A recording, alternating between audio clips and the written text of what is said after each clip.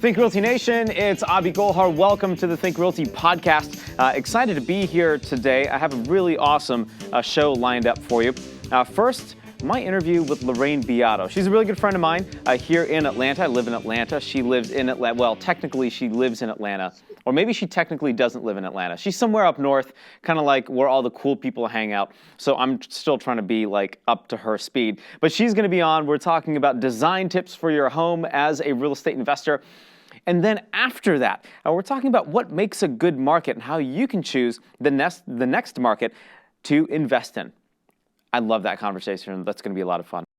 This podcast is brought to you by Roofstock. If you're ready to buy your next investment property, then check out Roofstock, the #1 marketplace for buying and selling single-family rental homes. Featuring tenant-occupied rental properties for sale in over 20 states, Roofstock makes it easy to invest in cash-flowing real estate outside your local market. And to help you invest remotely with confidence, all properties are backed by Roofstock's industry-leading 30-day money-back guarantee. Sign up for free today to find your next cash-flowing rental property at roofstock.com/thinkrealty.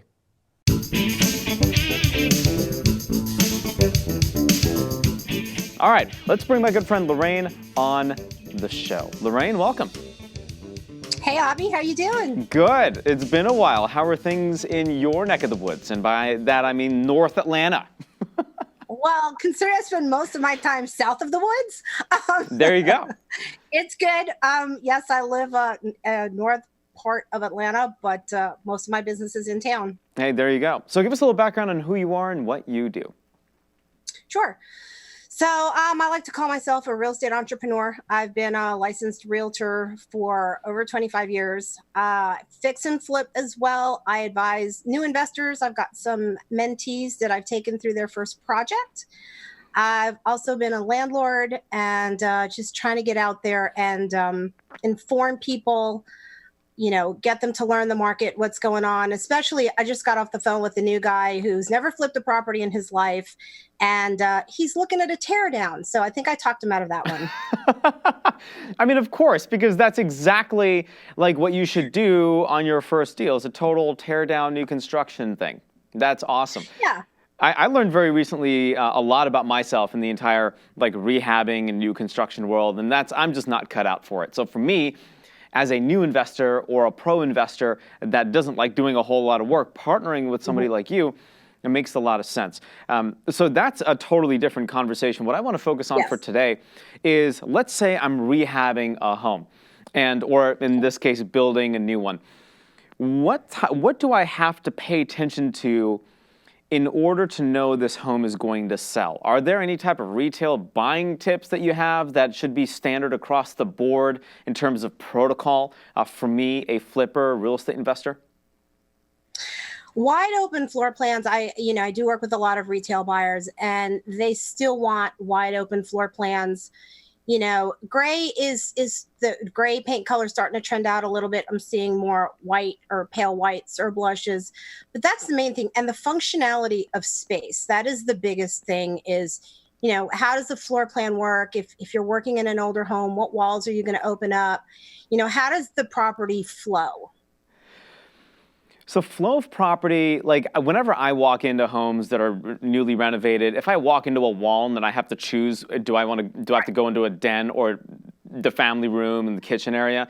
That confuses me. And that's not really the best method of doing a proper rehab. That just means that you didn't do the research or you couldn't pull permits, or you just didn't have the expertise to really get somebody like Lorraine involved to help you down that path so you make smarter decisions so your property sells quicker. Because that's ultimately kind of what you're looking for, right? You're not looking for these projects to take 4 or 5 or 6 or 7 extra months because of an initial easy design error. Correct. I mean, I had a property that I walked probably about 3 weeks ago, and I went through it. It was in the framing stage. And I was looking at it and it didn't make any sense to me. I walked around and I had actually said to my husband, who's project managing, where are the kitchen cabinets? And he's like, well, what are you talking about? So we pulled out the plans and realized that the one wall that there was for kitchen cabinets had the refrigerator and the stove, and that's about it. So went through, reworked the entire floor plan. I pulled out the plans. did a video for the investor and said, hey, your floor plan doesn't make sense. It's not functional. You don't have any cabinet space. No buyer's going to buy this. And so luckily we caught it at the framing stage and they reworked it to my suggestions. That's awesome. So really being aware of what's going on in the floor plan, and then of course connecting with a smart real estate agent that understands investing. And there are not a lot of them out there that truly understand how to rehab, how to flip, how to work with project managers, how to work with property managers, etc. And you're like my unicorn, right? Like you're my best kept secret that I'm never going to share with the world, and that's really selfish of me to do. So if you want to get in touch with Lorraine, it's super easy. You can find her at lorrainebeato.com. But Lorraine, a quick question. When I'm spending money on a rehab and I have these dollars in escrow that are ready to go, how do I know that I'm spending money or investing money in the right things during a renovation?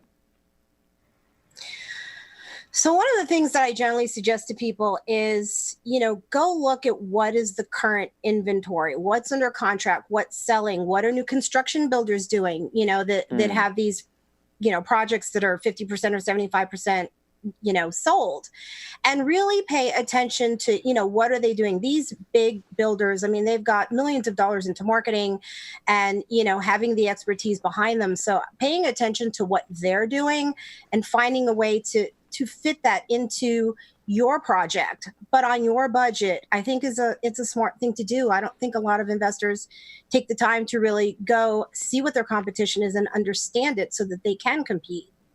So I want to pick your brain a little bit. You mentioned that gray's kind of out, like your dolphin gray, meh, right? Like that's starting to, everybody used to do that. I see it all the time in Atlanta, right? It's like, all right, you're driving down the street, dolphin gray, gray, bleh.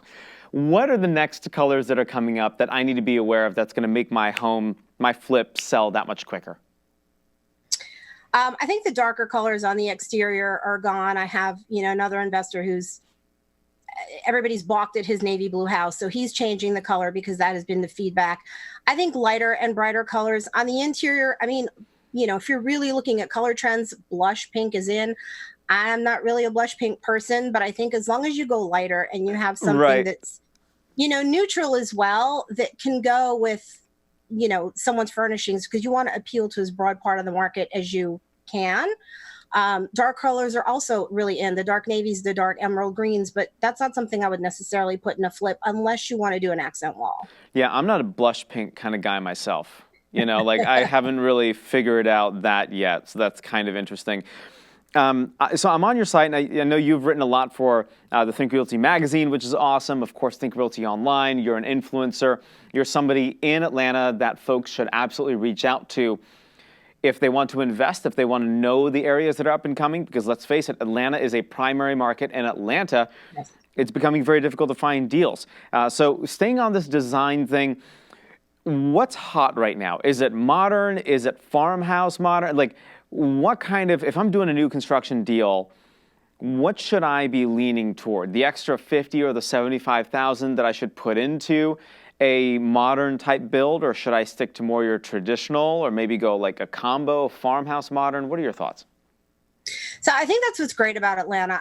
There are so many different types of homes and styles, and it really depends, on the buyer and what do they like. I've got another good friend who's built it's a modern home, and he's already got it sold. It hasn't hit the market. So you definitely have those people that really, really like the more sleek lines, the more, kind of squared off angular types of properties. But I still see a lot of modern farmhouse. And, I think it's great if I think it appeals more to people with families, kind of a more laid back type of living. Yeah. And I personally am a big fan of modern farmhouse. I like modern farmhouse too. It's just, that's a good description of it. It's like laid back. It's kind of like chill, which is nice. If it's too modern, then it's, I don't know. I feel like it's going to be, I think like super modern right now is just a little bit of a fad, and I don't know if it's going to stick around for too long. But again, there are critics, and what do I know about construction?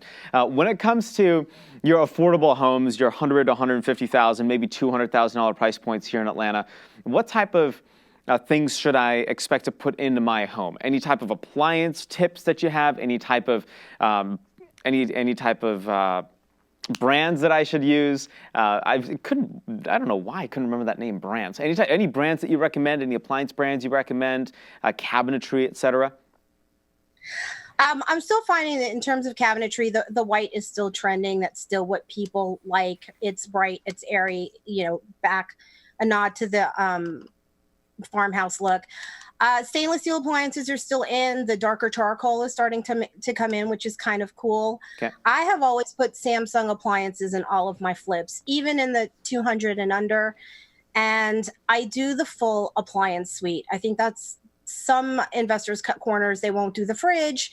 And I think that's a mistake, where you're trying to offer affordable housing or workforce housing where you're under that $200,000 price point.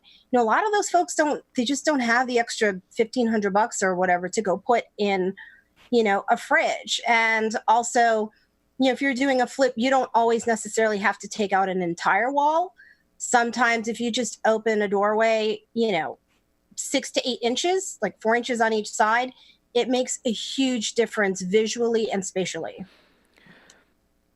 It also, I feel, for me, offers that extra positive energy and that vibe for the home as well, which is also really cool. I'm a huge fan of open floor plans. Like, just take out all the walls and just make it an open house. Like, just give me a campground, really. That's what I feel is going to be good for me. We have another minute or two. Buyer's inspections and the impact on a buyer's inspection, cutting corners. Real estate investors now starting to cut corners a little bit. If you don't do the right work, that's going to have a negative impact on the inspection on the buyer's end. Talk to me about that. What are the dangers? How do I fix it? I would suggest, if you're at the point that you're pretty much done, have a real estate professional walk through the property. Find a seasoned agent that you trust and that you like, and have them walk the property, because I have found small blips or a dip in the floor or something that an investor thinks, oh, that's no big deal. Okay, well, you and I know that that's no big deal, but to a prospective buyer, they see everything. And, with the advent of all the TV shows and everything else, they are very particular, even though they might be in lower price points. And if they start seeing that something's wrong, they're going to wonder what else is wrong or what other corners were cut. And if you have a property that's on the market, you go through the inspection and it falls apart and then it goes back in the market, any savvy agent is going to ask that listing agent, what happened? Why did it fall apart? And that's not something that you really want, because now you've wasted time. You're back on the market again. You're making another payment if you have, payments and carrying costs. And it's just not worth it. And at the end of the day, that is your product. Your renovation, your flip, that is your product. And in my opinion, it's a representation of the investor and their integrity. Boom. I couldn't have said it any better myself. Lorraine, how do we get in touch with you?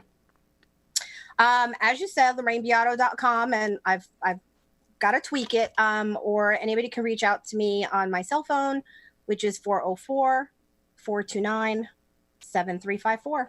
Awesome. Lorraine, thanks so much. I appreciate your time today. Thank you. You got it. Listen, I've learned a lot, and my design tips aren't necessarily the best. I don't even look like I'm in like any shape to do hard physical labor or like identify the right colors for a property. But I will tell you something. Having somebody like Lorraine in my back pocket gives me the ability to focus on what's really important, which is building a portfolio, which is going out and finding the next deal, and then engaging a team of folks that understand what to do and that can actually execute. That's really important. You will run into execution issues as well. But as long as you can stay on track and you can keep moving forward and looking forward, you'll get there. People like Lorraine help to make that happen. All right, we got to go to break. When we come back, super easy, super fun, talking about what you should look at to find your next market. I'll see you in a sec.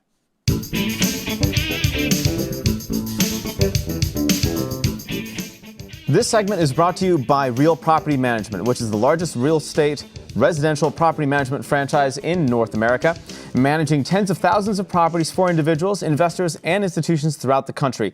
Learn more at realpropertymgt.com or call 888-806-7088. So what are the couple of pro tips that you need to know to find and pick the best market for you to invest in real estate. Now, as we know, a lot of the primary markets have been seeing a lot of activity for quite a while. And it's getting tougher to find deals. It's also getting more expensive to do stuff to them. Stuff being the technical term here. So what do?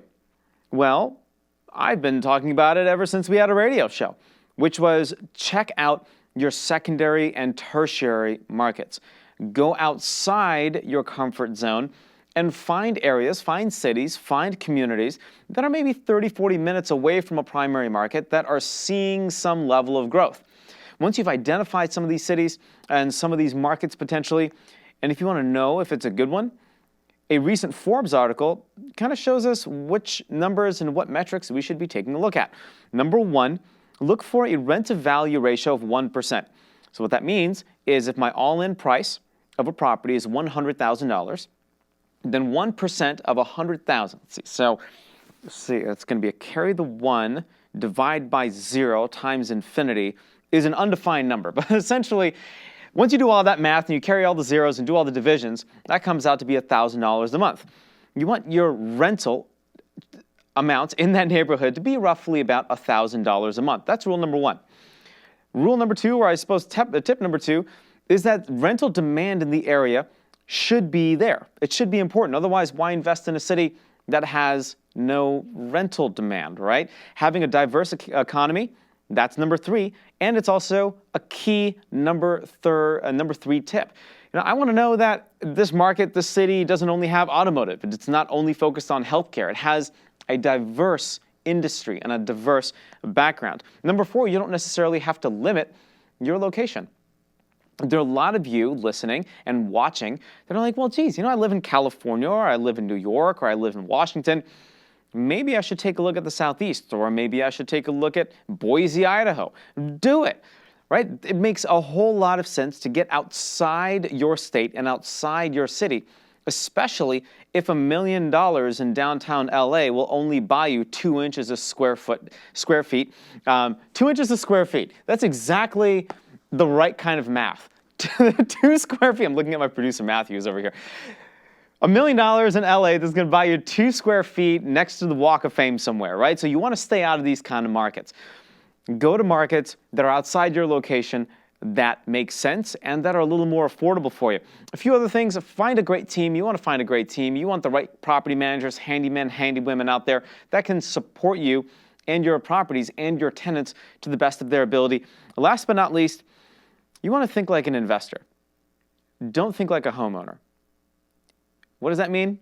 Numbers are important. Don't get emotionally tied to the property, and make sure that your execution level is on boss.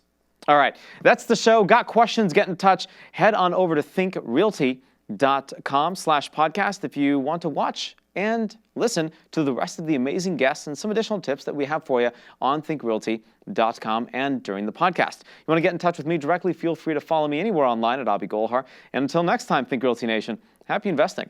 This podcast is brought to you by Roofstock. If you're ready to buy your next investment property, then check out Roofstock, the #1 marketplace for buying and selling single-family rental homes. Featuring tenant-occupied rental properties for sale in over 20 states, Roofstock makes it easy to invest in cash-flowing real estate outside your local market. And to help you invest remotely with confidence, all properties are backed by Roofstock's industry-leading 30-day money-back guarantee. Sign up for free today to find your next cash-flowing rental property at roofstock.com/thinkrealty.